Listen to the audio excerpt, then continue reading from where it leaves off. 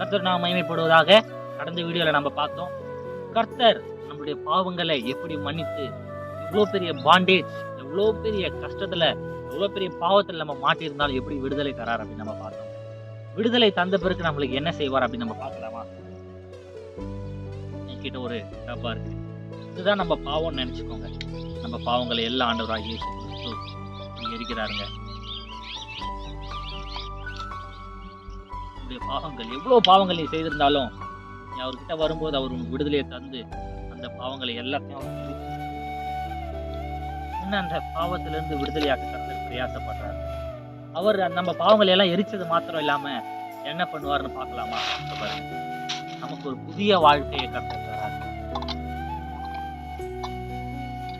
நம்ம அநேக நேரம் நம்ம யோசிக்கிறோம், நம்ம நினைக்கிறோம், என் பாவத்தை மன்னிச்சுட்டாரு அப்புறம் என்ன நடக்கும் அப்படின்னு. பைபிள்ல ஒரு அழகான வசனம் இருக்குங்க, 2 கொரிந்தியர் 5:17. ஒருவன் கிறிஸ்துவுக்குள் இருந்தால் புது சிருஷ்டியா இருக்கிறான், பழையவைகள் எல்லாம் ஒழிந்து போயின, எல்லாம் புதிதாயின. நம்ம பழைய பாவங்கள், பழைய சுபாவங்கள், பழைய மனுஷனுடைய தன்மை எல்லாவற்றையும் அவர் ஒழித்து போட்டு புதிய மனுஷன், இப்படியா ஒரு புதிய வாழ்க்கையை கர்த்தர் நமக்கு தராருங்க. எவ்வளவு நல்ல ஆண்டவர் இல்ல? அதனால நீங்க ஒருவேளை இன்னைக்கு பாவத்துல இருந்தா இன்னைக்கே அவர்கிட்ட அறிக்கையிடுங்க.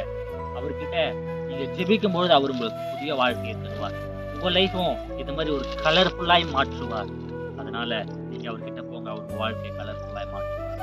ஆமென்.